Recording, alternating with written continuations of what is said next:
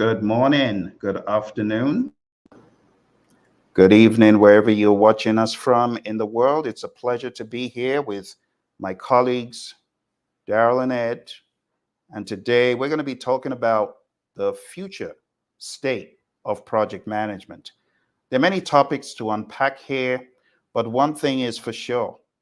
The future of project management is obviously going to be an improvement. Think about it as version N.0, wherever N is along the timeline. There are a number of things we have to unpack for you today. The first one is going to be about the world of artificial intelligence, because obviously artificial intelligence will change the way we do business as project managers. The second thing we're going to talk about is the evolving world of stakeholder management, emotional intelligence, and data. Data is the new currency. And last but not least, we're going to talk about the world of hybridization. There's so much to unpack, but I want us to get started talking to who I call our AI genie in the bottle. That is Darryl. Darryl, what do you think the world of project management is going to look like from an AI standpoint? With AI being part of our lives, our personal lives, I believe project management will fall into place in the next year, maybe or 2 years, to be aggressive. At a less aggressive perspective, it'll probably be 5 years um, for project management to actually implement and adopt AI into that space. How do you see the world of project management being bettered by AI? Is it going to make us lazier? Is it going to make us dullards? Or is it really going to add some sort of value? If so, Darryl, what kind of value do you think it will add to us? The Now that is a very debatable topic, Phil, and we can definitely go down the rabbit hole with that. The answer to that question, it's all the above, and not to bash on project managers, but it's who we are as human beings. We are all that, and some of that.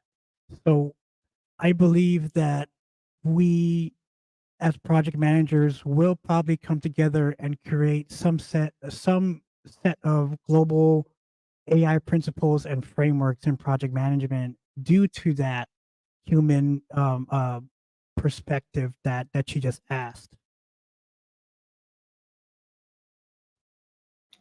Do you think that the world of project management truly is going to be made more efficient or more effective?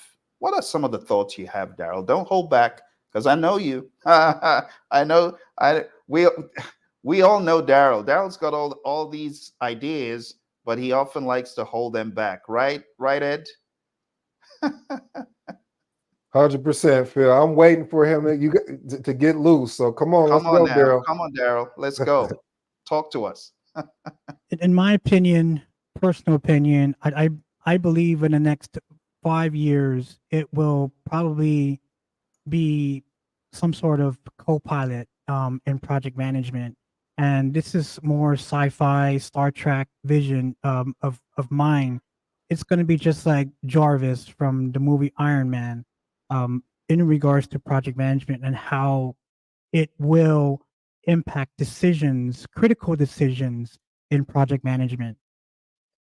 So I hope that answers your question, Phil and Ed.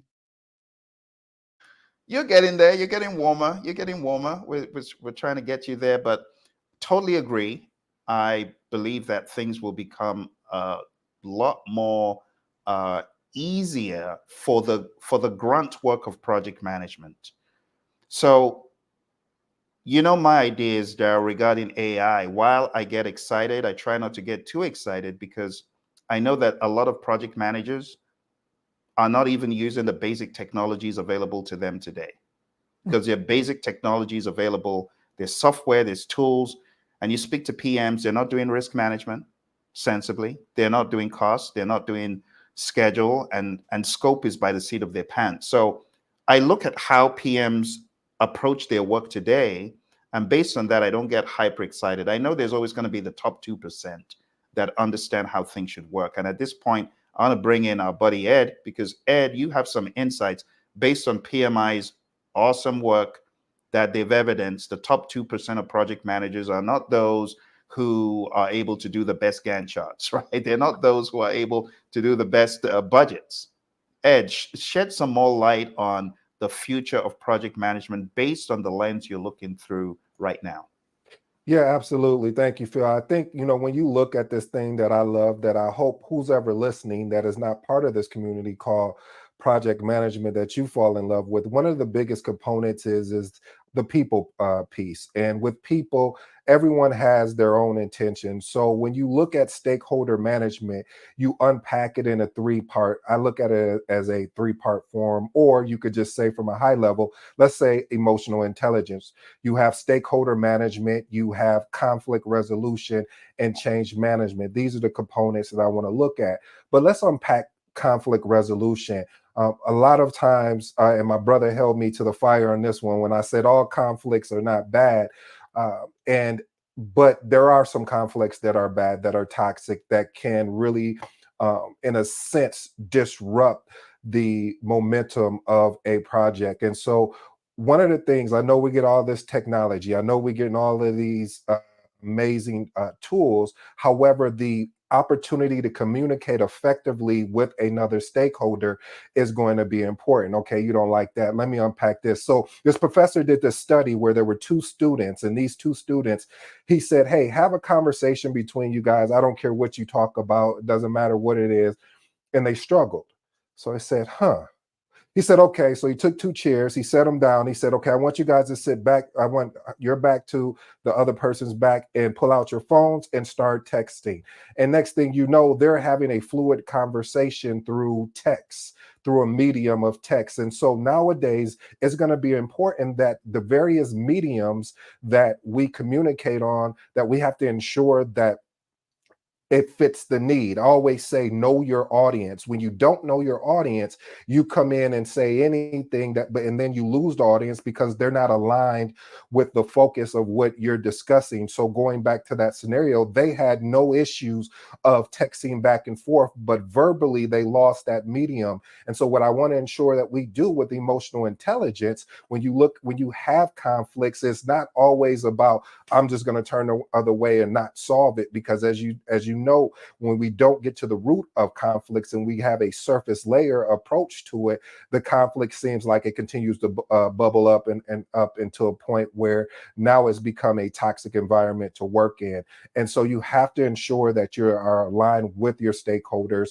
Now transitioning into change management. Change management from a standpoint, and I'm talking from a people standpoint, not from just change management of, hey, we need to make a change on this particular project. I'm talking about change management for people. The ability to guide teams and stakeholders through changes with empathy, and watch this, emotional support. I know that's the big word of the day. Anytime I say emotional support, we're gonna go like this, or put a one in the comments, because it's important that we don't lose that aspect of the transition. Anytime there's change, you have to support that emotional factor, because people love being comfortable. I love to be comfortable, but Phil always makes us uncomfortable. We're uncomfortable today. We had to do a lot. Phil thought of a strategy. We're executing it now. But the whole point of it is that it's important that we understand the value of the emotional support that's going to be required, and have empathy with people that you're working with. Here's my last and final point, Phil. I won't hold you too long. Collaborative decision making. You see, I didn't say collaborative change making. There's a difference. We know decisions and decisions and choices, I should have said. We shouldn't have, there's a difference. A choice is that you have options. A decisions, you've made you cut off everything else. You said, this is it. This is what we're going forward with. If this doesn't work out, we have the ability to pivot. However, you still need that feedback. How do I get that feedback? Well, we have a transparent approach where, of course, I know your feelings are going to be involved, but I'm not attacking you Mr. or Mrs. Stakeholder. I am tackling the work. I am discussing the work. And when we're discussing the work, I am showing you, hey, this is this, but I don't do it every 6 months or every quarter. I do it repeatedly. So this doesn't look new to you. This doesn't look like, oh, now all of a sudden you're saying, no, I'm giving you positive and I'm giving you areas of opportunity for growth. Who doesn't want to grow? I know there's some out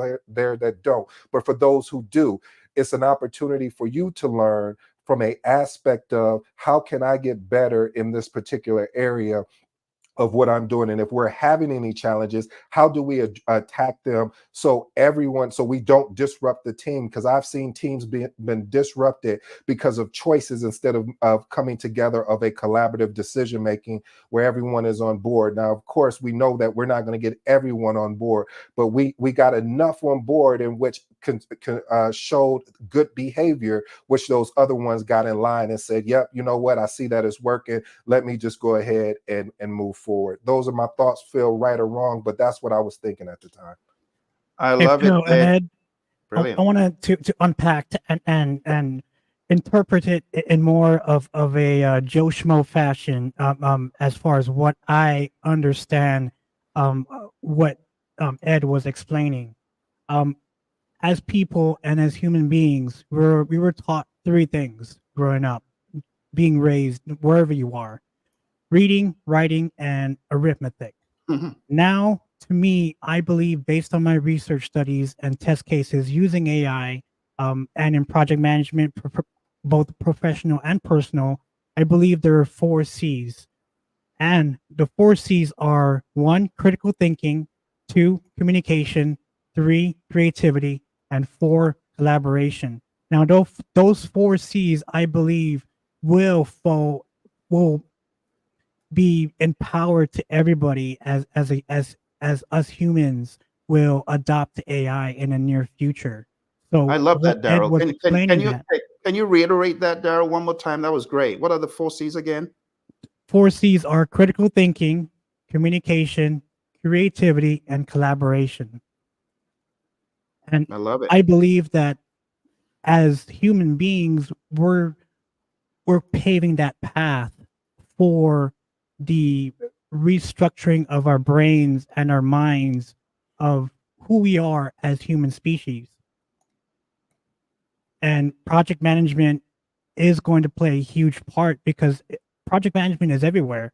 You know, you can dissect it down to ancient times. That's how they built the pyramids. That's how they built Göbekli Tepe. Everything that you see around you is a project because it has a start and a finish. And I'm going to bring it back to you both.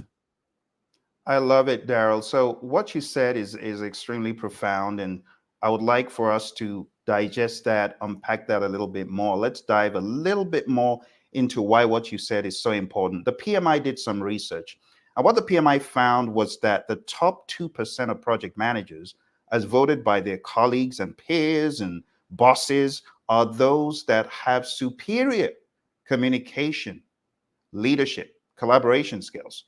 And these are the top 2 skills for the lifeblood of any organization. You can have great people, but poor communication. It will amount to nothing. Great people, poor collaboration. You have another Tower of Babel situation. And that's why I always say the education system has missed it, because the education system is so focused on the knowledge. But the knowledge without the collaboration, without the communication, is useless. So our focus for the future definitely needs to be on communicating more effectively. And that's why when I see people jubilating about AI, getting excited about AI, I say, what on earth are you getting excited about? You can barely write one sentence clearly. You're getting excited about more technical babble? Come on now. Use AI as a communication tool, as a collaboration tool, as a critical thinking tool, and as a creativity tool. Let me unpack this very quickly. Number one, some of us can barely spell our names. Let's be honest, I'm one of them. Sometimes I forget how to spell, but AI can help fact check your spelling. Okay, that's number one. Number two, when it comes to collaborating, a lot of times we think we have all the ideas, but I want to announce to you, you don't. AI can accelerate how effectively you as a team collaborate by asking it the right questions, by prompting AI the right way. You can have a windfall of collaborative ideas. It could ease the schisms and the difficulty. If you want to know more, ask us questions after. Critical thinking. AI can also take your already existing ideas, and through the power of great prompt engineering, you can have a good idea being blown out into a great idea. And these are things that I coach. I'm not going to go into all the details, but I want to challenge you to think about the future, as Darryl has highlighted today, as not being in the tool. It's about what the tool can do for you. Ed touched on the importance of communication and stakeholder engagement, but AI can facilitate these things for you. You see, the problem, guys, is what I see with a lot of people. They're getting all excited about, oh, AI is going to do this technical piece and that. But they forget what makes companies truly great is not the technicality.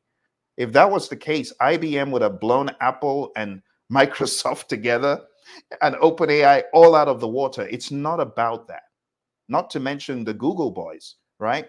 Instead, we need to focus on using technology to become stronger together, communication, collaboration, to get it to help us critically think. Have AI challenge your thinking and then build on that. The product of that, make it a geometric progression. Take what AI has given you, build on it as a human with great EI, emotional intelligence, put it back into the mix and get more creative. Take your creative ideas and prompt engineer a great prompt that will give you a mind-blowing response to your creativity. You know what I found, and Darryl, you tell me if you found this, Ed, tell me if you found this, but I've found that whenever I have a good idea or a great idea, and I give it to AI, whether it's, yeah, Darryl, you know all the names, Claude, Bard, Gemini, GPT. Well, what are the other names, Darryl? Help me out. There's a tons of large language models out there that will help besides, Claude 3, Gemini Pro, ChatGPT 4. Um, Everybody is exploring every possibility of how AI can help in their personal life and professional life as well. Isn't it? Isn't it? Isn't it? And I'd like to say a shout out to a friend, Living the Agile Mindset. What an awesome name. That's what we're talking about. Great to see you living the Agile Mindset. And our other friends who are joining by LinkedIn, and our friends who are joining by Instagram, our friends who are joining on all the platforms. We're keen on knowing what you are thinking. What are you thinking about the future of artificial intelligence, the future of collaboration, the future of project management? We want to know. But Darryl, all the regular suspects you mentioned, thank you for that. Our goal shouldn't be to just use that for the technical piece. Do you see people falling into that trap, Ed, of, oh, well, AI is going to do all this technical stuff for us, and that is the pinnacle of it all? Do you see people falling into that trap? Yeah, I actually do. And it's funny because it kind of reminds me of when Microsoft Project came out for people that were starting to build schedules. And it made me realize when Darryl showed us actually how you really truly build a schedule, it wasn't people didn't approach it like that. When I was building schedules, I never approached it in that manner. So I wasn't leveraging the tool properly. And a lot of times we get these tools and we don't leverage them properly, meaning we understand this is a tool to help us grow, but we still got to put in the proper data. We have to be able to disseminate that information with the proper stakeholders. It's sort of like communication. Some people prefer a verbal conversation versus if you send them a long email, they'll check out on you. So you may have to send them a high level in Teams to say, hey, this is what we're talking about, and check this out in this particular email. So yes, I definitely agree with you, Phil.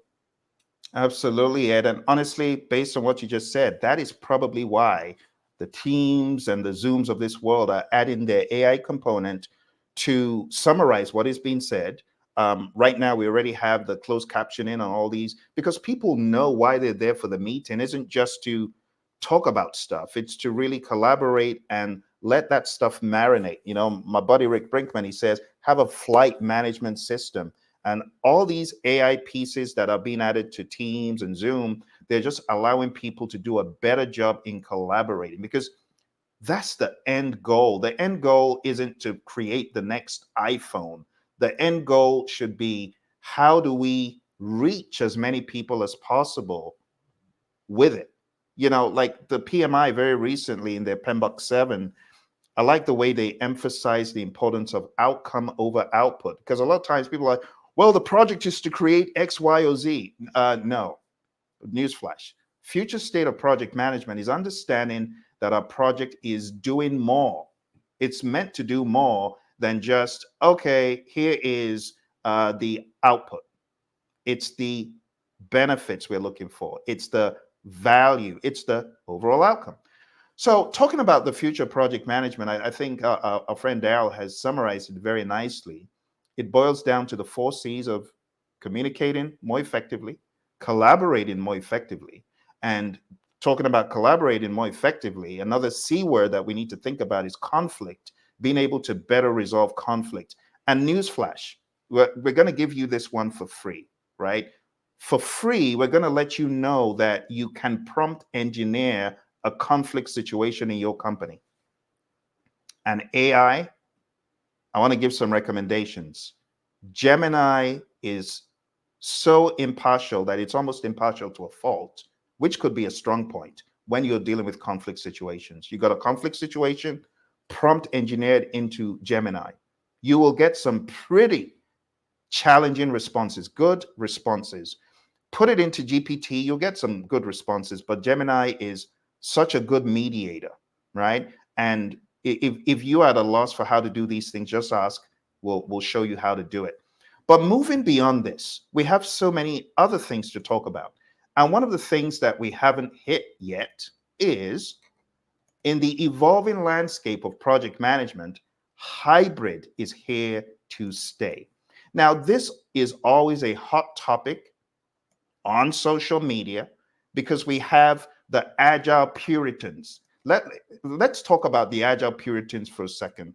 The agile Puritans are those who think project management is useless. Hey, let's speak to you, project management bashers. You know, there's some people who think project management is, what is that? Why isn't everyone agile? That mindset and behavior is actually not agile, because agile is able to adapt and morph as the situation demands. For example, one of my buddies, Colin, he does all these big old schedules, and he said, Phil, for a nuclear plant shutdown, this is probably one you want to do with a predictive mindset. You want to plan everything down to the last 15 seconds. And I could absolutely understand what Colin was saying, because agile is not for every single project in the framework. But I will say that agile should be on the menu for every single project in the mind state and the philosophy. Your philosophy needs to be agile. Your framework may not be agile. Your framework could be hybrid. In fact, for many projects in the future, it's going to be hybrid project management. So let me unpack what I'm talking about very quickly. The evolving landscape of project management, hybrid is here to stay. The traditional office setting, of course, is going away. So talking about hybrid, we could talk about a new state of hybrid work, but we could also talk about a new state of hybrid frameworks. So in focusing on agility, right, the rigid approaches are predominantly out. We want people to embrace agile frameworks like Scrum or Kanban and incorporate that into their traditional frameworks as well. Phil, That can I is what kindly the interrupt future you was. and Go for ask it. a question? Since AI has been drilled into our brains, you know, due to social media, you know, you turn on the TV, you go on YouTube, you go on TikTok, at any social platform. Can you dive a little deeper about what is meant by hybrid? Are we also talking about automation within that environment in Great project management? question. Thank you, Darryl. And I want to say a big shout out to my buddy, Hector. Hector, good to see you. I've been seeing the good work you've been doing in your PMI chapter. Just keep on doing that great work. And I think my buddy Lee Lambert is going to be featuring, hopefully, in the future with you guys. Very good. Thank you for that. And our friend Diane, good to see you. Diane, once a project is started, it has defined scope. I think we should think about portfolio. Great point. Well, let's unpack these one by one. So, Darryl, going back to your question about does that include automation? Now, talking about frameworks and hybrid frameworks, automation is already on the menu for every framework. Think about it, Darryl. Let's talk about the automation when it comes to agile.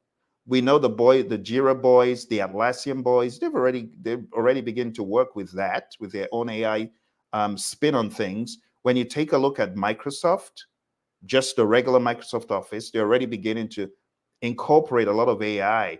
So talking about hybridization at the technical level, I think that is already fair game, Darryl. It's part and parcel of what we do. That, in fact, going back to what Ed was talking about, data, the whole data proliferation, I think it's just sensible to incorporate the world of technical into any framework. The question should be, how can we take what we're doing today and automate it? Why wouldn't you automate, Darryl? What are your thoughts on that? Why wouldn't anyone automate? That's a good question, and that question can be looked at as good or bad. Starting with the bad, it can take away jobs, like the junior project schedulers, the junior project controllers, even the junior project managers, even to the extent of the new up and coming project managers, because at that level, unfortunately, businesses and companies are always looking for the cheapest dollar out there and the cheapest resource. So I believe in the next 5 years, to be less aggressive, I believe those types of jobs will get taken over by AI. Absolutely. I mean, we're already seeing that in the other mundane, well, I hate to say mundane industries, but there's some industries that just have a grind to it, just a grind. And, we have poor humans putting in 24 hours almost every 2 days, 12-hour days. We want to take that away and maybe direct their efforts on something more productive. Talking about the Maslow's pyramid, we want something that will add to self-actualization, a better level of satisfaction for those people. So to your question, Darryl, absolutely. When it comes to hybrid, technology has been on the table. It should remain on the table. It should actually be more accentuated because we can use technology for so many things. We can use the power of AI. You know this, Darryl. We can use the power of AI for so many things, right? Yeah, I was going to say, Phil, I definitely agree with you. And for this quick, small commercial break, I would like to let everybody know is a half-a-day project management 360 conference for newbies on project management, May 4th. That is Saturday, ladies and gentlemen. May 4th, Saturday, 12 p.m. to 4 p.m. Eastern Standard Time. Let me tell you what Phil is doing for us at a savings of 98% off. You can't beat that. $10. $10. You know what? I know the cost of living of things are just getting more and more expensive. I mean, $10 now is almost a cup of coffee. So why not come put something inside your body besides some coffee? Put something in your mind that'll allow you to grow. Phil is throwing everything at you. He wants to over deliver, and he is definitely going to be doing that. So we're talking about agile here. He's going to give you an opportunity to learn just the fundamentals of agile. He's giving you 2 books as well for the journey. It's only 4 hours. 4 hours. You can sit through this because it's going to be entertaining. There's some of the people you see here speaking currently is going to be speaking as well. We want to have fun. We don't want it to be a dry, dull. We're going to open up the PMBOK and no, this is going to be engaging. Our goal, we're hoping that when you walk away from here, you're able to take that information and apply it. Just don't listen to it. I don't want you to get caught up in listening to us and you don't take the information and go and apply it. So for my newbie project managers, even seasoned project managers, we can't act like we're too good to be to not be here. So even my seasoned project managers, $10. That's 2 5 or 10 ones, however you want to get it. Honestly, Ed, thank you for hitting the nail on the head because it should have been $750. So it was first $10, and every day folks delay goes up a little bit more. So now it's $19.99, and it's still going to keep climbing. So we encourage people to jump in while you can just do it for a couple cups of coffee. I mean, you go to Starbucks, can you actually leave Starbucks like full without less than a $20 bill? I don't think so. So that's the idea. But thank you for bringing that in, Ed. We're really looking forward to seeing those of you who have signed up. But I want to really touch on a few more great points we had here. Let's first of all talk about what Deanne said. We had a good point about the world of portfolio management. I want us to tackle that for a little bit. And he says, once a project is started, it has defined scope. The next thing we should think is the portfolio. I think more about portfolio adopting agile. Wow. It's like you've been in my head, my buddy, because what I've been thinking about for the past number of years, along with my buddy Roy, is how we can take what we do in the real world, because I know a lot of people already do this very well. They manage portfolios that are of an agile nature, but that understanding is still foreign to a lot of companies. A lot of companies are using a traditional portfolio management approach, talked about in PMI's portfolio guide, to manage their portfolios. The good thing is that PMI is working on literature that will come out in the future regarding more agile approaches to doing this. But right now, I want to encourage anyone that is managing a portfolio of endeavors to just apply whatever you apply on a lower level as a product owner, have a more grander level idea as a portfolio manager to brutally kill what is not productive. A lot of times we get caught up in the sentiment of, oh, we've been working on this for the past 3 years. It's a dead end. Kill it. Cut it off. As a portfolio manager, you have to be extremely aggressive. So that is a topic that we're going to unpack on a different day. But Deanne, I want to thank you for chatting in your thoughts, because not only are we handicapped in many companies with portfolio agile, we're also handicapped with program agile. And my buddy, Roy, he's very good with this stuff because he's been doing this for a while, and he has his own frameworks and methods. So this is a good prompt for us to get Roy on the program to talk a little bit more about things like this. Hector says 100% hybrid PM is the future. Absolutely, it is the future. We totally agree with you. And then we got some other chats in that I want to feature on the screen from Hector.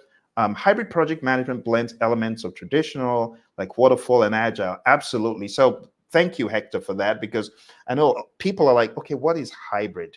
Hybrid is a flavor of project management that blends the best of both worlds. It blends the world of traditional or predictive project management, where everything might be planned out, and it blends the brilliance of agile project management, where we're thinking more about individuals and their interactions over processes and tools. We're thinking about working product, right?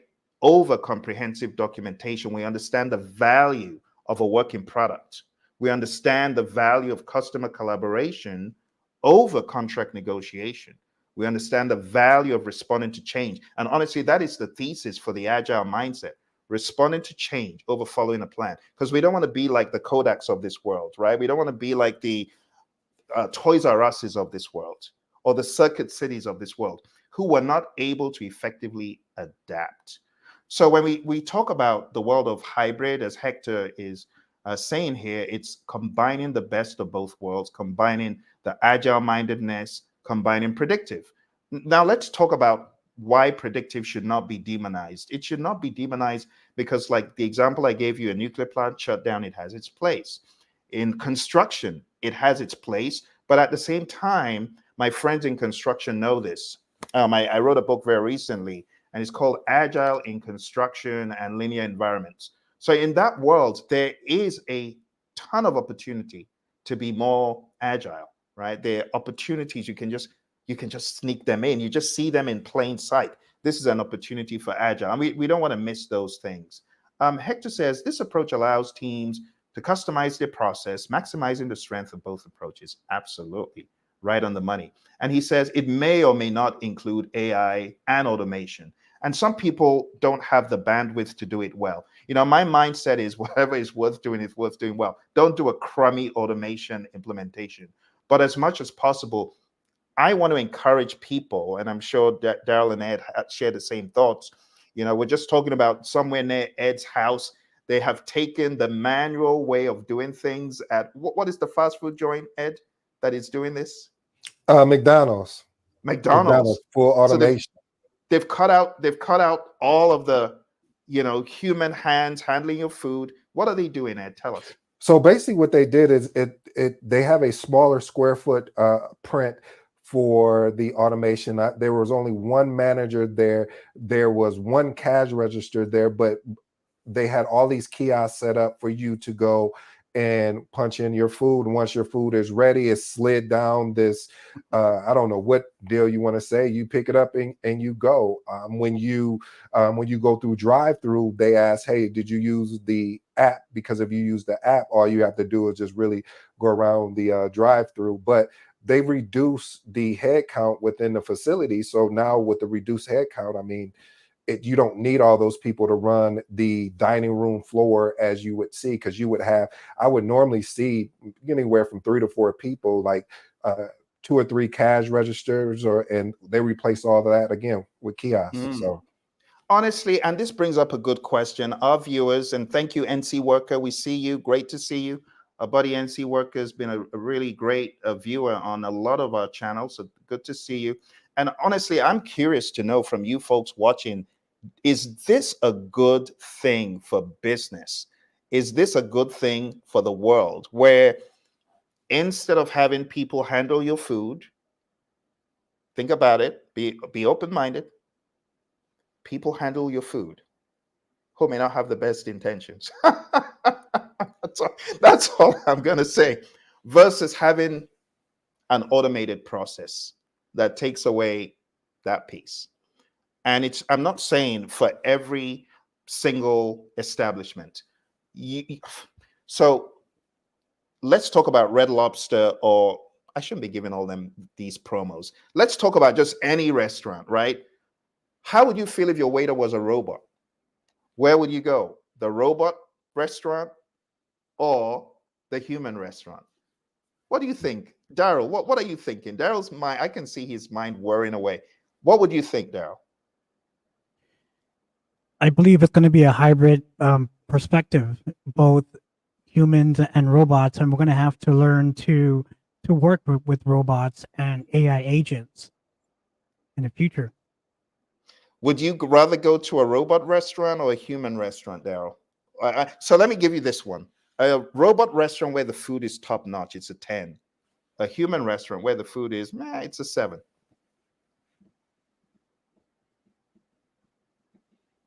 I believe, oh boy, that's a tough question. And the way my mind is thinking is, it's going to be that way in the next 5-10 years, especially now that McDonald's has been on the test phase about it. Even Amazon and Tesla has been doing that. So that would be interesting to fully see, in person, to see how a robot interacting with a robot in customer service will play out. So Ed, you inspired a book that I'm writing about customer service. You tell me, what would you prefer, 10 restaurant with robot or 7 with a human? Yes, this is my thing right here. So if I start getting excited, just calm me down. So I would rather go to I'm taking deep breaths as I'm talking.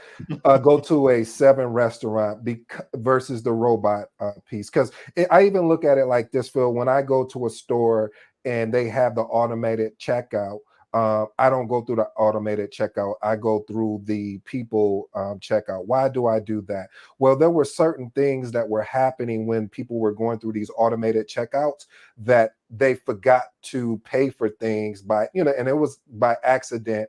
And that accident turned into potential that company thought they were stealing from them, which again, if you're on the side of the company, you're like, yeah, why you're stealing from us in a sense. So I say all that to say, having a robot versus the people, I'm always about the people aspect of things, because when you go to a restaurant, you're going for the experience. You're not going yes, you're going for the food to eat, but the experience with it really makes you go out and spend the money. And this is coming from it, like saying, if you know how to cook, or and nowadays, like I said, you can order any meal plan from anywhere and basically won't need to go out. So I would prefer to work with a person, because I'm going there for the experience, the interactions, and what did this person, what happened today, and things like that. So that's what I would do. What about you, Phil? Absolutely. Well, for me, if I'm in a hurry, I'm going to do the 10. I'm going to do the robot if I'm in a hurry. But if I want to have, like you said, an experience, I'm going to go to where I may get food that is not as great, but is okay. And I don't want to give any promos, but we have a really awesome Brazilian steakhouse. And if I felt their food was more like a 9, and I had great customer service versus a 10 with a robot, I would go to the 9. 7 is a little bit subjective on the lower end, but I think what is going to happen, based on what I'm seeing in industry, and you can go look up Porter's Forces. But Porter's Forces just tells us that based on the competition in the market space, you're going to see an attitude adjustments to the other business in the market space. So what McDonald's is doing, they might be first to market in that regard, but there's going to be copycats. And then the factors that determine who emerges first are now going to be something different. Maybe they now have to watch how they bring in AI with a human touch. Maybe you include a voice at the register as opposed to no voice, just pick your food and go, or something that will mimic the EI that everybody's looking for, because everyone wants to be heard and everyone wants to be appreciated. So very good conversation. We have another one from our buddy Hector, and Hector says, this allows teams to customize their processes, talking about hybrid. Remember, we're talking about hybrid, and he went further to say, could include automation or not. Very good points, Hector. And he says, AI and automation are most valuable when you have too much data to analyze. And that's a very good point. Because, in this evolving world of ours in project management, tech is taking center stage. Project management software is becoming even more crucial. We're seeing I don't want to give them all the promos, but I have to mention them, the ClickUps, the Asanas, the Jiras, the Confluences, so on and so forth, right? We're seeing how these folks are more and more aware of technology. So as far as the point that Hector is making here, not only is tech taking center stage, but as he alluded to, data-driven decisions, they're becoming even more and more crucial for business. So using data analytics to identify roadblocks, to measure team performance, make informed decisions. We see this all the time, which is why data analysis is huge now. In fact, anyone who is not analyzing their data, no matter how big or small the company, they're leaving money. They're leaving millions and billions on the table. So we encourage project managers to have this new mindset, this sensitivity to AI and automation. Hector also alluded to this can help companies struggling to manage their project management portfolios and make data decisions. Going back to Diane's great comment about portfolio management, you got to also put in that spin, right? That spin of data analysis. And Hector says it can also help organizations to make better data-driven decisions. And he gave 5 organizational challenges of this industry we're in. There's a lack of standardization. Hello. Haven't you gone to companies where, you ask them, oh, do you have an approach to project management? And the answer is, no, project managers are mature enough to do whatever they like. What? So that right there is a problem, because there's definitely going to be an accentuation of standardization, even if it is in the world of agile. I know the agile Puritans are going to be mad at this, but even in the world of agile, there should be some order. There should be some structure. There should be some governance. Okay. And then we also have here very good points from Hector. Hector's been a PMP. I met Hector, goodness gracious, Hector, that was like 14 years ago. 14 years ago? My goodness, it's unbelievable. It's been 14 years. He says conflicting methodologies. That's true. Just what I was saying. Visibility gaps, resource allocations, conflicts, and absolutely cultural mismatch. Elvis, Mr. Anyawu, very good. Thank you for signing up to the webinar, buddy. We're looking forward to seeing you. And we love it when we see our friends on social media jump in to meet with us live. So just for those of you who have already signed up for the program, we want you to begin sending your questions in. Send in your questions for the seminar. We're going to be tackling project management 360. This is a little preamble. So Darryl and Ed are part of our speaker lineup, but we also have an additional 8 other individuals who will be on that lineup. So you definitely don't want to miss it. Okay. And I like what we have here from our friend Hector. He's giving us some possible solutions to improve this industry. Flexible PPM framework, absolutely. So if you're making things hybrid, make them hybrid, but give people at least a tapestry to weave from.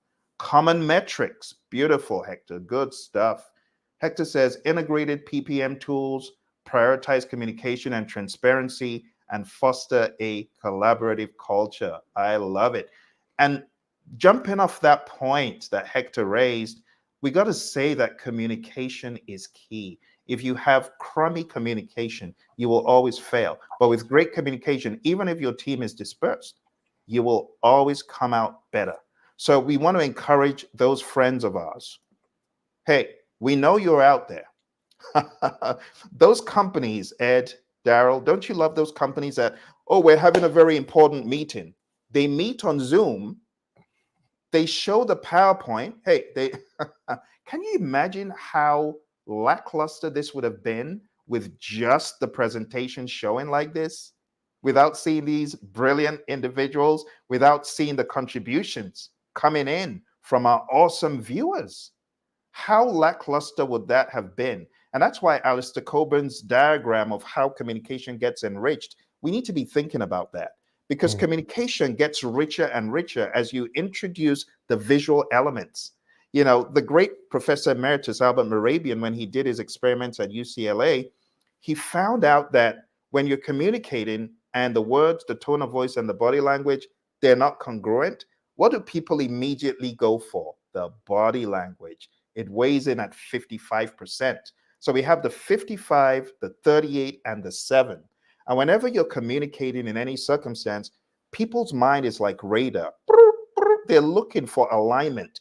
And if your body language is, yeah, I'm really glad to be here, they're going to immediately go for the body language, not for the words. They're going to go for the body language. He looks disturbed and not happy. And then his tone of voice is down. So people are always going to try to measure up words, tone of voice, and body language. And the moment they get a misalignment, they're going to go for the body language, which is why the body language is so important for a project manager. Project managers who know their salt, their cameras are on. You know, I have some people say, Phil, in my company, it's not our culture to turn on the camera. I'm like, you be a difference. You make the culture.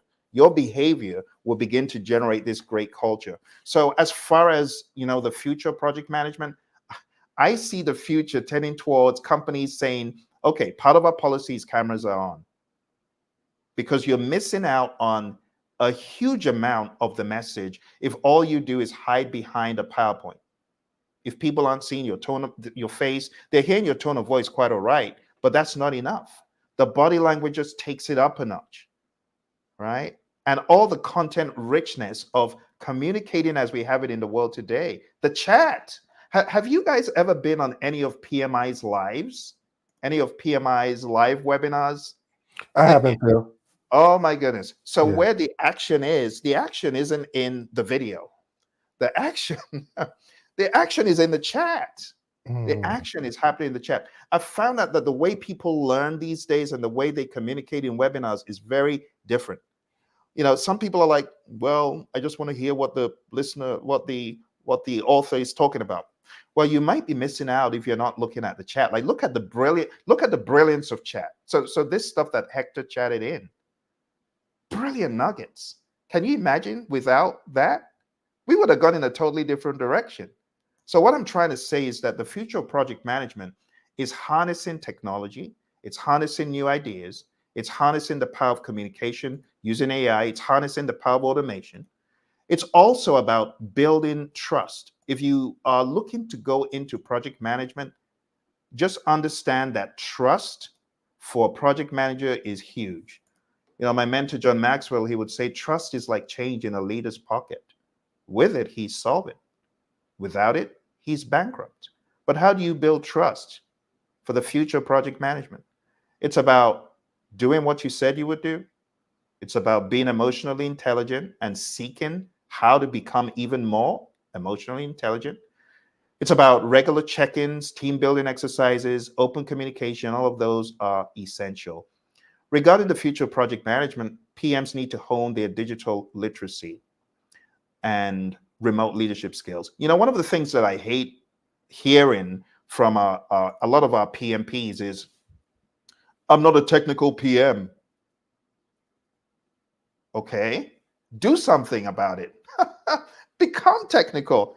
Ed, being someone in this industry, how can we unleash that inner technical giant or that inner technical being that is in the corner? How do we do that? Because I know you and Darryl have done a great job unleashing that technical side. Share with us, how do we do that?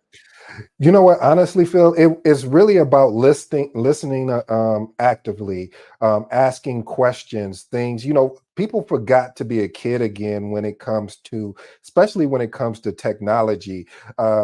Any technology, like you have these little kids nowadays that you could give them a phone and they could figure out in an amount of time how to send a text message, how to make a call, because they're curious. They're just playing around and figuring out things. And I think what tends to happen is that we automatically shut down and say, oh, I'm not that. Don't come for me. That's not what I do. But how did you get to doing what you are currently doing? Okay, you don't like that. All right, let me slow it down.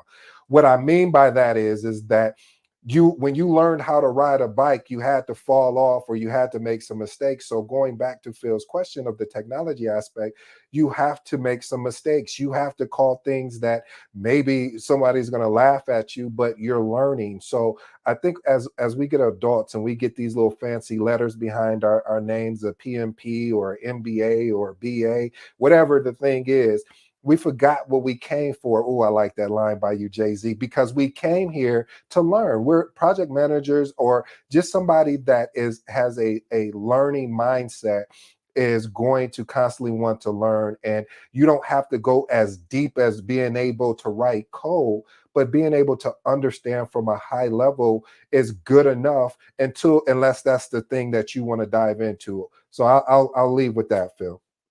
Phil and Ed, and I think AI is going to challenge the status quo, the status quo of project management, because if we just discuss all those types of issues of human behaviors, the whiners, the peacemakers, robots and machines don't have feelings. So as a business owner or a company or a huge organization, they're going to cut the people that are whiners and replace them with robots in the near future. And that's where I believe AI will start to challenge the project management environment as a whole. And it will readjust how we plan, execute, monitor, and control, even close a project down to the details. Wow. Yeah, I Great agree with that, points. Darryl, because it's amazing how. But the question I have back to you is, with that being the change, how do you think people are going to adapt to the change effectively without getting so lost in the adaptation process, meaning trying to learn everything? It's sort of like the shiny object syndrome. You're learning this one, and then you never have an opportunity. I don't like using the word master, but never have an opportunity to really have a deep focused learning. So how does someone really continue to move forward with these changes and everything?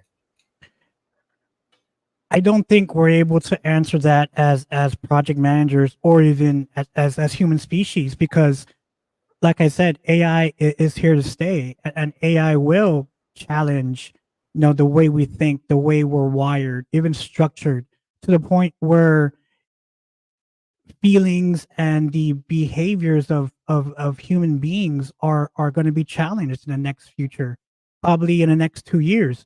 Elon Musk just recently tweeted yesterday that he thinks artificial general intelligence, which means an AI will hopefully think on its own and do things on its own by getting or by receiving a task from a human being, it will be implemented or incorporated into our society by next year. And Wow. that's pretty aggressive. Yeah. Now, with the AI researchers and me on and just unpacking the AI environment, that's that's really impactful and that's really aggressive as far as the prediction of where AI is going to be implemented into, the human species. Pretty much, and the words of David Shapiro, we are creating our successor species Mm, as of right now, and it's going to be interesting to see.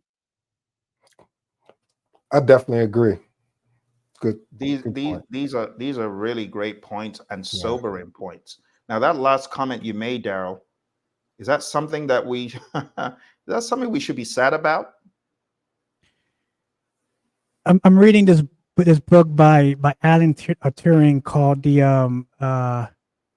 it's about why we think the way we think, or can machines think. It's making me going on this rabbit hole of the cognitive architecture of the human brain, because Mm, it's going to challenge us. It really mhm. is. And as project managers, are we ready to accept that and adopt to that? Mm, Because by all means, we're not accustomed to change, no matter who yeah, we are or where we came from. We love we love drama. We love true. being the center of attention. We also love the convenience of almost everything we do. So even when AI is going to be slowly trickling into project management, what AI will be I'm trying not to be aggressive, to keep away from being, you know, that conspiracy theory person. But I think automation and like I said, the mundane tasks as project managers Yeah, will get taken over by AI in the near absolutely. future. Absolutely. Absolutely. We see that happening for sure. Yeah. All right. Well, still on what we're saying right now, the world of AI is evolving, and this is something to get excited about. This is an opportunity for PMs to hone their digital literacy, remote leadership skills, the ability to manage virtual teams effectively. This is an opportunity, but you got to adjust your palate. Hey, PMPs, those of you who are just lazy, people are going to say I'm being mean, but I got to be honest. Some PMPs are lazy. Let me tell you what the average PMP does. And my buddy Lee Lambert, he says they're paper PMPs. There are a lot of paper PMPs. They get certified. That's it. The next thing is give me a job, give me more money, more money. Okay, what can you do for the firm? I'm a PMP. Don't you know I'm a PMP? Okay, what can you do pragmatically speaking? I'm a PMP, and they wonder why they're at the same level. They wonder why they're not being called for interviews. It's because they are lazy. We want PMPs, as my buddy Lee Lambert, one of the founders of PMP, as Lee said, you got to go beyond being a paper PMP. Hone your skills. Do what Darryl and Ed just told you. Lap this stuff up. Stop giving us the excuse, I'm not a technical PM. Become one. Learn technology. Ed hit the nail on the head. We're not even saying you have to code, but apply yourself to learn. Otherwise, you're going to be in the same position. You're going to be in the same position. When I was at Honeywell, I was in defense and space. The job went away. 3 days later, I'm at Honeywell in IT effectiveness. How is that? Because I prepared myself to understand IT and technology. So when the opportunity came, I was immediately able to blend into it. I was able to show my technical prowess. I want PMs to do the same thing. You're PMP certified. Stop saying, oh, I'm PMP, give me more money. Stop that. Stop it. You can barely add a penny of value to the firm. You being there they're actually doing you a favor. I'm just being honest. I'm being honest. Okay. So we want to encourage PMs to go beyond, I'm a PMP. We want them to begin to equip themselves better. Now, when it comes to security, the future of project management is going to be even greater accentuated with security matters, right? With a distributed workforce, cybersecurity is top priority. Last week, we just had our friend Eniola Delano speak to us about the CISSP, CISA, and this world. It's evolving, and it's going to catch up with you eventually, right? We also have not only this world of cybersecurity from a profession, but as project managers continue managing projects, they are going to run into this world of security. So don't wait till then. Okay, I'm going to get off the technology train because I know some people are running away. They don't want to talk about technology. That's okay. Let's go to employee well-being, right? Recognizing the challenges of remote work and prioritizing employee well-being is huge. How many of you folks on the call work 12-hour days? If I get any less than half, I know that you're not telling the truth. I know many of you work 12-hour days, but it's important that we balance up this awareness that if we are working remote, we are actually in many instances working harder. I'm going to say that again for my CEOs and my VPs who are on the call. Come on now. If you are making your people work remote, newsflash, your people might actually be working harder. The reason why your people are working harder is they feel more comfortable in the environment and there's less urgency to run back home. So instead of them working less, they're actually in many instances working more. I'm not saying it's a one size fits all. I know you got the employee who you almost need to call him into the Phil. We ain't seen no deliverables from you. There's some Ed. You work remote. Ed, tell us about this. Yeah, I was waiting for the alley oop on this one, Phil. Yes, I do. I do work remote, and for someone like myself who, fortunately and unfortunately, is a talker or someone that would love to engage in dialect, and so when I was working on site, it got to a point where my manager even came to me and said, "Hey, listen, you got all these people coming up to your cubicle. You're still getting the work done, but it's becoming a distraction to other people."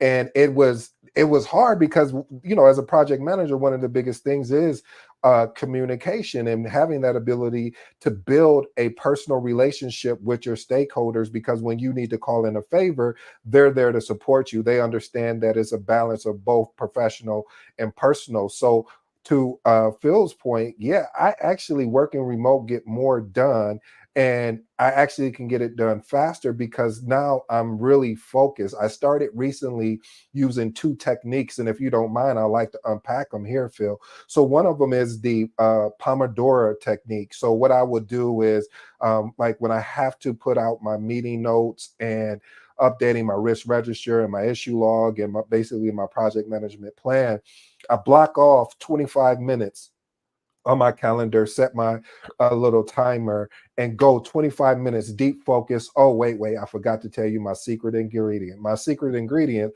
is putting my phone in do not disturb, because if you don't do that, I don't care who you are. You may be the most focused person in the world, but one of those things could, notifications could catch your attention. And at that point, you're stuck. Like, should I respond or should? So I eliminate all of that, so I don't have that tendency to do that. And literally, I've really found out how valuable that has been to me as far as a project manager, having the ability to really just focus in on a thing. And I'm actually getting, there's certain times where I get things done faster. And then there's certain times where now I've got it done. Now I need to go look at something else because I need to do a deeper dive on it from more of because I work in cybersecurity. So it's like, I need to do a deeper dive into the information that I'm looking at. And I have that window because I'm focused and I'm really locked in there. Good Back stuff, to you, Ed. Phil. Thank you for bringing that up. That is such a brilliant technique to share with our people, because I know, what I get from a lot of firms is, I have all this work to do. How do I focus on getting the right thing done at the right time? And there are two things. The first one is, you got to be good with a product owner mindset to be able to prioritize. Then when you prioritize, as Ed said, then you need to go for the jugular. You got to go for the annoying little distractors. So you got to use the Pomodoro technique, right? And this technique, it breaks work down into intervals. And this is so helpful for those who are distracted. I first of all learned this from my buddy Roy. You put aside however long your time box is. So how long is your time box, Ed? Actually, 25 minutes. 25 minutes. Yeah. 25 is a sweet spot, because you got 5 minutes, before your top of the hour next meeting, or Yeah. whatever that might be. And you just go for it. And there's a way it works. And let's tackle the way it works very quick for those who haven't heard about it. So as Ed alluded to, you want to choose a task. They actually have these Pomodoro timers, these tomato timers. But what you use a phone, did you say, Ed? No, I actually use the app, the Pomodoro, like you said, the tomato Pomodoro timer. app? Yep. So use the app. Good. Yeah. And is that available for free on like They have a Apple? free option and a paid option, but that paid option is a couple bucks. What's a couple bucks that to you that you could turn around and potentially Absolutely. make more money off of? So Get the yeah. Pomodoro app, my friends. I mean, look, Ed is so correct. I mean, $2. Come on. Then you work until the time rings. But Ed brought up a good point. You got to turn off your phone. That's the piece they don't tell you, because if your phone is on, or if notifications are on, you're going to get distracted, and you're going to find yourself in the crazy Outlook pit, also, or the crazy email pit. Don't do that. Shut everything off. If possible, maybe even go to a remote location where you cannot be reached intentionally, right? And then take a short break. Once the timer rings, rinse, repeat, track and adapt. Because there are many people like us, Darryl and I, we know we have this issue. Ed, probably not so much Ed. Ed, I don't know if you have this issue, but I have the shiny object syndrome problem. Yes. Preach this sermon, Phil. Preach this sermon. The shiny object syndrome, which helps you chase two rabbits, and you know what's going to happen. They're both going to get away, and you're at the end of the day going to be like, what did I accomplish? So you got to use this time blocking. Some people already do this, but they call it time blocking, and that's great. So just do whatever you need to do, but block out the time. Honestly, it's like being agile, because in the world of agile, we break our stuff down into iterations. Then we have a potentially shippable increment at the end of that 25 minutes. In the world of agile, it would be at the end of 2 weeks, or however long your sprint is. And then just keep on getting better. For me, I realize I have to just take myself out of the environment completely. But when you do that, you get a whole lot more done. And speaking about remote work, which is where this whole talk came up, we're talking about employee well-being and being able to work better, not work crazily harder. The Pomodoro technique that Ed brought up is a brilliant way that you can hone in on those deliverables. And honestly, we're mature individuals, right? Hopefully, many of us. We're mature individuals, and we don't need to be micromanaged. We don't need to be micromanaged. We know what to do. And using a Pomodoro approach can help us. The next point before we close today that I want to bring up is being a lifelong learner, as we were alluding to. The PM landscape is constantly evolving. You got to stay ahead of the curve, attend workshops, pursue certifications, continuously learn new skills. If you have not been to an AI training, I want to shamelessly recommend go to tinyurl.com/ChatGPTs, I believe, or just go on Udemy. You find my ChatGPT course, right? I have courses on AI for people. For those of you who have not attended a PM conference in a long time, as my buddy Ed was alluding to, join us at the 360-degree conference. It's coming up on the 4th of May. Right now, it costs a measly $2 Starbucks. Measly $2 Starbucks. And if you are truly are looking to be a lifelong learner, looking to be relevant in the industry, you want to hear about the state of PM. Some of you are new to PM and you're wondering, how do I get into project management? These guys are talking about stuff I don't even understand. Start off at the 360-degree conference. Go to 360.pmradio.org. We're going to be breaking project management down into finer pieces. You're also going to get the 2 books that I published very recently. And the 2 books that I published very recently are The 360-Degree Project Manager. And the second one is about the world of professional project management. Like, I was on the sidelines for a long time. I don't know about you, Darryl and Ed. You want to tell us how you got into project management? Because for me, project management, I've been trying my best, my hardest, failing at the interviews until I discovered, oh, what I think is project management is not project management. Darryl, how did you get into project management? Tell us. One of my mentors, sat me down and said, "Look, you have the skills, and your resume, it explains that you have project management experience. Why aren't you a PMP?" And that was my very first time in project management, and ever since then, I've been in love with it since that day. Fantastic. Ed, what about you? How did you get into this world? Well, Phil, I'm going to say something that's very controversial. So, Darryl and Phil, y'all might want to duck your heads on this. Yeah, you might want to even go on mute because I'm about to make some controversy because I get fired up about these moments due to the fact that there's a lot of claims out here that you can be a project manager with no experience. Oh, you don't like that? You can be a project manager in 7 days and 42 hours. Point I'm trying to make here is that trainings like this, connecting with people like this, gives you an opportunity to grasp that experience, to understand the jargon that is being spoken regarding project management. So how I got into project management was literally I seen someone actually doing project management. I got to mirror him, and then I had a mentor. That's that catchy thing of calling a mentor or a coach. And my mentor and my coach said to me, "Hey, I want you to do this assessment." At that time, I forgot the name of can't think of the name. It was basically a personality assessment. I did the personality assessment, and it came back and it said, here's some of the professions that you may want to look at. And funny enough of it was project management was one of them, and like a CEO and marketing, which was weird. But the whole point of it is, and then I just started doing it. I have to be honest with you, family, is that when I got into project management, at first, to me, it was a job.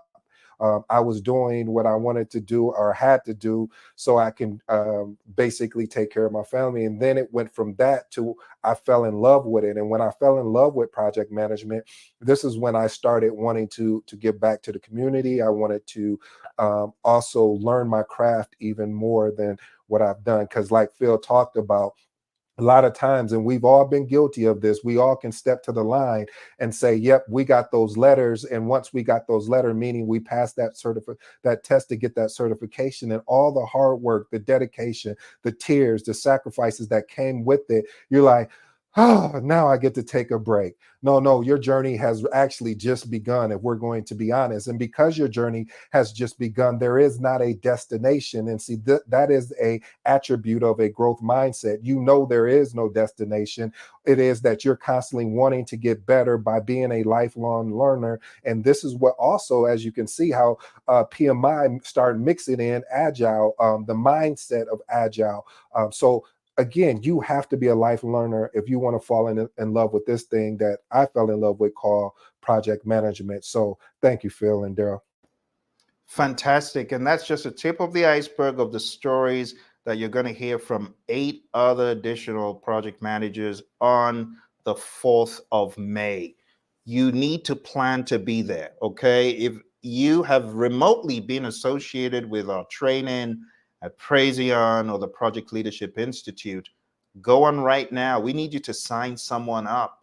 The reason why I'm asking you to sign someone up is you can offer a windfall of value, like Ed and Darryl have shared how they got into project management. Honestly, if I knew 10 high school leavers, I'll invite them to this session.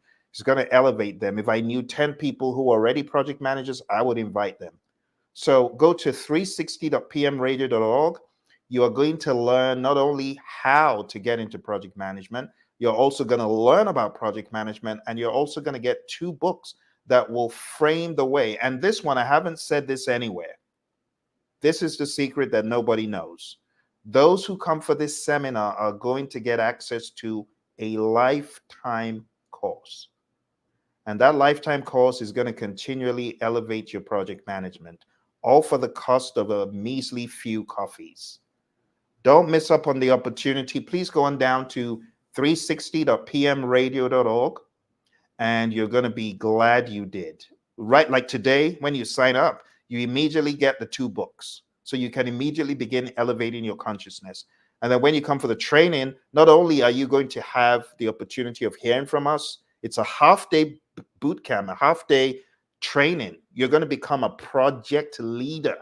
Because I know project management is like, everyone knows project management. Well, based on what we've shared today, we're going to show you how to truly become a project leader. We're going to be touching on things that Darryl mentioned, the 4 C's of communication. You're just going to get so good in it. You're going to be aware of how to collaborate. You're going to know the tools of the trade to collaborate. We're going to elevate your critical thinking game with the critical thinking framework we're going to share. Creativity, you kidding? You're going to become more creative because we're going to show you ways to do it that are unparalleled, that have never been shared in a project management conference. Which project management conference teaches you how to be more creative? 0. Which is why you need to join this conference, my friends. Go on down to 360.pmradio.org. Now we're going to summarize all that we talked about today. We have covered a number of topics, but there are 3 pillars: AI, leadership, EI, and continuous learning, which is another bucket, and hybrid. Darryl, I'd love for you to wrap up the piece about AI. If you're going to talk about AI in a few more seconds, what would you say to our friends? Thank you, Phil, and absolutely. Thank you, everybody, for attending this LinkedIn Live session. And as we close this session, I would just like to say, God, we have to stay positive, and we have to stay open-minded of AI and how it will change, the project management environment, and also as human species. And I give it back to you, Phil. Thank you, Darryl. Let's bring on our friend, Ed. Ed, I would love for you to speak to the piece that covers the world of leadership, EI, data, soft skills. I'll just start with emotional intelligence. Listen, the critical skill for effective project management and stakeholder engagement is going to be EI, aka emotional intelligence. Some of those key components is, first, self-awareness, self-regulation. You see I said self, meaning it starts with you, then empathy, and then the social skills, having that ability to have social skills, understanding certain words and the certain different cultures. Then we talk about benefits, the benefits of an improved stakeholder relationship, conflict resolution, and then of course what we touched on about change management. But how is this going to happen? Well, this is going to happen through development, ongoing self-reflection, ongoing feedback, acceptance, and then again, that key word, the thing that holds everything together, is that continuous learning. So again, we want to ensure that you start focusing on self first. I always say this every time we get a chance to get on a webinar, when we're on that airplane and the stewardess is talking about when the mask comes down, she says, put the mask on your neighbor. Oh, she doesn't say that, or he doesn't say that. Oh, they say, put it on yourself first. So what I'm saying there is that a lot of this about becoming a better project manager, becoming a better stakeholder, has to really resonate with starting with self-reflection and self-regulation. When we start there as key components, it gives us an opportunity for growth. And when we look at a growth mindset, we understand, as I stated before, it's not about the destination of where we're going. It's about the journey. The journey is what develops us. The journey is what has a true influence and impact, which is allows us to equip other people. I appreciate it. Thank you, Phil. Ed and Phil, before you end that, Ed, thank you so much for unpacking that. And I wanted to bring this out to the audience on the blind spots on my behalf. You know, especially when Phil turned the camera on me, I was stuttering and I was not there. And look how much you unpacked that, Ed. And I wanted to show the audience that Phil and all project managers, communication is the key. Just like what you saw on how I communicated and how Ed just unpacked that entire preaching, of what he thinks. So just keep that in mind, and I encourage you to keep learning. Well, thank you for the candor. Thank you for the candor there. Ed, any comments? Yeah, I was going to say thank you, Darryl. And, one of the things, too, though, we have to understand is what I love about how things, what Phil touched on about output and outcome. The outcome is what's really important here, and how you deliver your message. Really, I understood the outcome, and I know the audience got it as well. And how I deliver mine is even though it's different. It's like, I play basketball, so I shared this too. Is that you taking a piece of paper and me shooting it in the basket versus you taking a piece of paper and walking over and putting it in the basket. The outcome was to get that piece of paper into the trash basket, and we achieved that today. So I hope today that we achieve that. If you think this is good, oh, we got something in store for you, May 4th.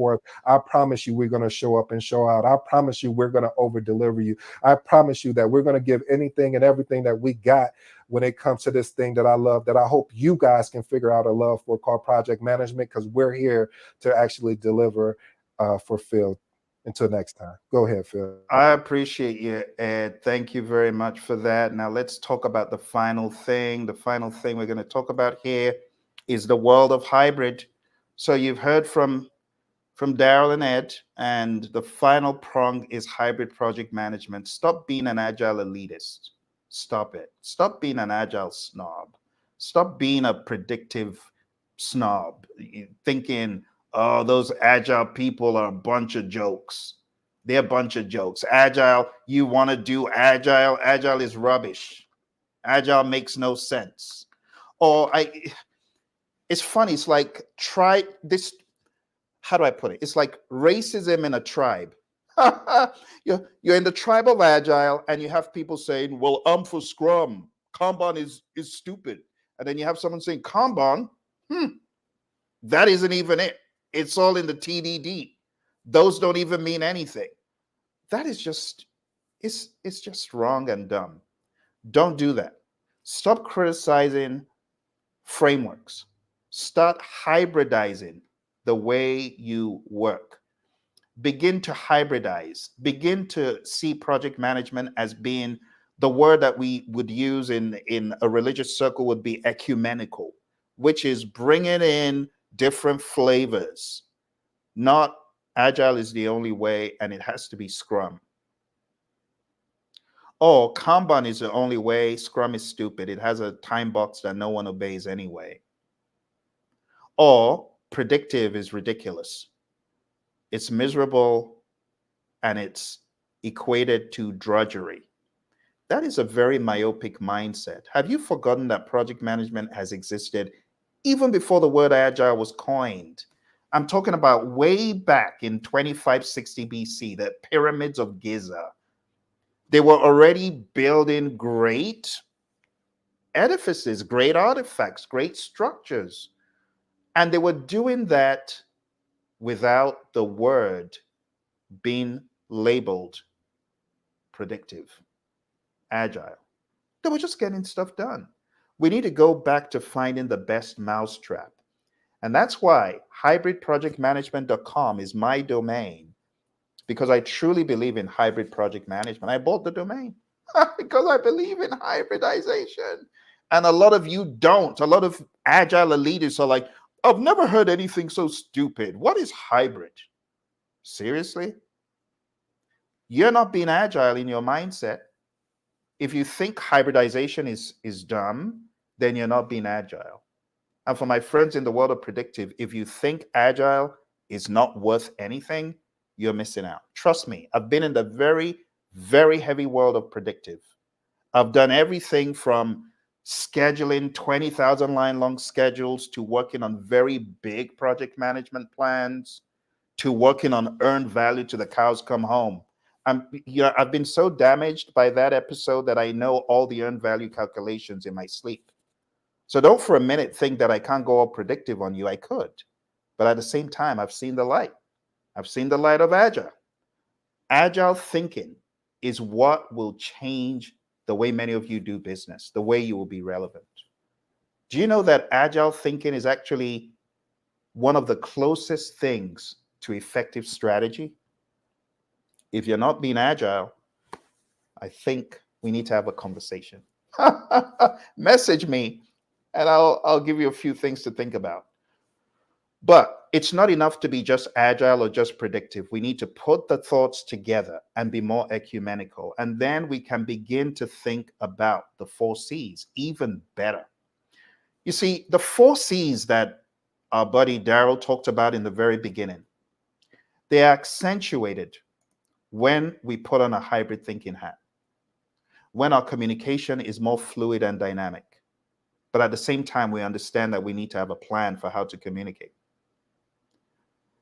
At the same time, we also need to think about collaborating in an agile fashion. People who say, well, we just have one meeting and it's the staff meeting every week. No. Be more agile. Maybe having some daily stand-up meetings will help you. It will help your team synergize. Even if it's for a time period within a project, think about applying the little things of agility to your projects. Think about using a Kanban board. A Kanban board will change the way some of you think and work daily. Now think about the power of combining iterations and increments in something like Scrum. All of these have their place. Kanban is great. Scrum is great. Predictive is great. Combined, they form a lethal cocktail for mediocrity. What you need to kill the mediocrity in your teams is a hybrid mindset. And it will find where all the opportunities are when applied right. It will make you think more critically. It will make you more creative. When you bring all of these together, that is what we see as being the future, my friends. The future of project management is not in software tools. It's not in being agile alone. It is about being a hybrid being. And the reason why I have to stress it is you could be agile and kill the predictive piece that needs attention. That is stupid. Don't do that. Be hybrid. Hybrid, thinking about artificial intelligence. Be hybrid, thinking about leadership, EI, data management skills, data analysis skills, and lastly, hybrid. All right, my friends. Well, thank you for staying this long. Thank you very much, our buddy Hector, who contributed immensely to what we had here today. Our friend Diane, who chatted in, NC Worker, the others who may not have chatted in, but were there on the sidelines giving us some great advice, some great input. The idea about portfolio management and agile from Diane is truly great, and we need to get our buddy Roy on that so that we can share our framework of how we do that with the rest of the world.